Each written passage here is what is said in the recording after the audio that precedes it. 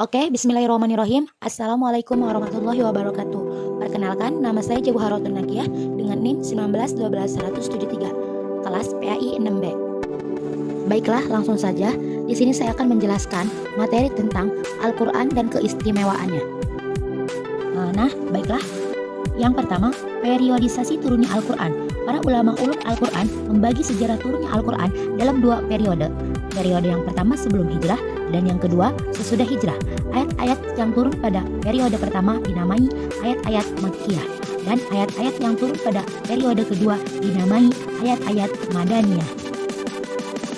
Yang kedua, sejarah pembukuan Al-Quran.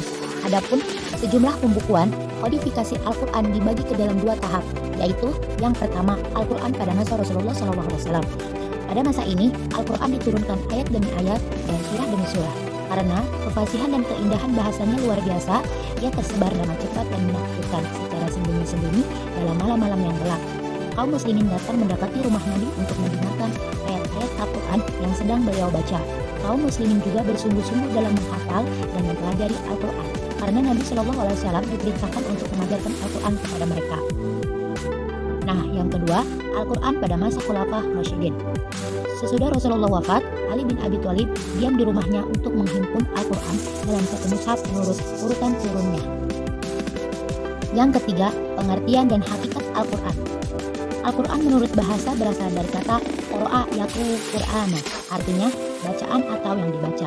Pengertian ini didasarkan pada firman Allah Subhanahu wa taala dalam surat Al-Qiyamah ayat 19 sampai 18 sebagai berikut, yang artinya, janganlah kamu gerakan lidahmu untuk membaca Al-Quran karena hendak cepat-cepat menguasainya. Sesungguhnya atas tanggungan kamilah mengumpulkannya di dalam dadamu dan membuat padai membacanya. Apabila kamu telah selesai membacanya, maka ikutilah bacaannya itu.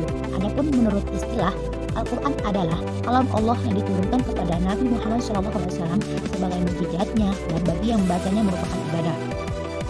Al-Quran adalah firman Allah Subhanahu wa taala yang diwahyukan kepada Nabi Muhammad SAW sebagai nabi akhir. Dinamakan Al-Quran karena merupakan kitab suci yang diwajibkan dibaca, dipelajari, dan merupakan ajaran-ajaran wahyu terbaik. Al-Quran juga mempunyai nama-nama yang cukup banyak. Di antara nama-nama lain Al-Quran adalah sebagai berikut. Yang pertama Al-Kitab, yang kedua Al-Furqan, yang ketiga Al-Zikri, yang keempat Al-Huda, yang kelima An-Nur, yang keenam Al-Bayyinah, yang keempat bukti tentang kebenaran Al-Quran. Dalam surat Al-Maidah ayat 48 yang artinya, dan kami telah turunkan kepadamu Al-Quran dengan membawa kebenaran, membenarkan apa yang sebelumnya, yaitu kitab-kitab yang diturunkan sebelumnya, dan batu ujian terhadap kitab-kitab yang lain itu. Maka putuskanlah perkara mereka menurut apa yang Allah turunkan, dan janganlah kamu mengikuti hawa nafsu mereka dengan meninggalkan kebenaran yang telah datang kepadamu. Untuk tiap-tiap umat di antara kamu berikan aturan dan jalan yang terang.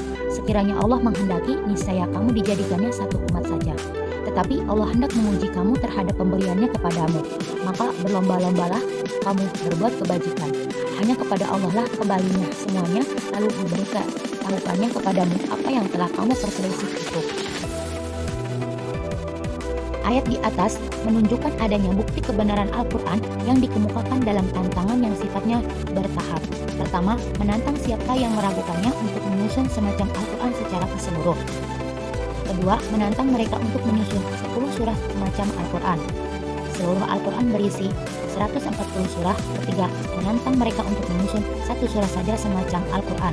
Keempat, menantang mereka untuk menyusun sesuatu seperti atau lebih kurang sama dengan satu surah dari Al-Quran. Pada masa pemerintahan Abu Bakar Ash-Shiddiq, muncul beberapa orang murtad dan mengaku sebagai nabi. Mereka mencoba membuat tandingan terhadap Al-Quran, tetapi tandingan yang mereka buat tidak ada nilainya sama sekali. Nah, yang kelima, isi pokok kandungan Al-Quran. Sebagai kitab suci yang menyempurnakan kitab-kitab terdahulu, Al-Quran berisi petunjuk secara lengkap. Sesuai dengan perkembangan zaman, ajaran yang terkandung dalam Al-Quran sebagai besar meliputi: yang pertama akidah, yang kedua ibadah, yang ketiga muamalah, yang keempat akhlakul karimah, dan yang kelima tarikh, dan yang terakhir syariat. Yang keenam, keistimewaan Al-Quran sebagai mukjizat. Pada waktu pemikiran manusia masih sederhana, Allah Subhanahu wa taala menurunkan kitab suci yang sederhana pula, sehingga dengan demikian manusia dapat mengikuti petunjuk-petunjuk yang ada di dalam kitab-kitab suci tersebut. Namun, setelah pemikiran manusia berkembang lebih maju, Allah Subhanahu wa taala menurunkan kitab suci yang sempurna, yaitu Al-Qur'an. Seperti yang diketahui, seringkali Al-Qur'an turun secara spontan guna menjawab pertanyaan atau mengomentari peristiwa. Allah Subhanahu wa taala berfirman dalam Quran surat Al-Madinah ayat 48 yang artinya, dan kami telah turunkan kepadamu Al-Quran dengan membawa kebenaran, membenarkan apa yang sebelumnya, yaitu kitab-kitab yang diturunkan sebelumnya, dan batu ujian terhadap kitab-kitab yang lain. Nah, dari ayat di atas menjelaskan bahwa kedudukan Al-Quran terhadap kitab-kitab lain adalah sebagai berikut. Yang pertama, membenarkan isi kitab sebelumnya, yakni Taurat, Zabur, dan Injil. Adapun yang dibenarkan adalah yang masih asli sebelum dicampuri perkataan manusia.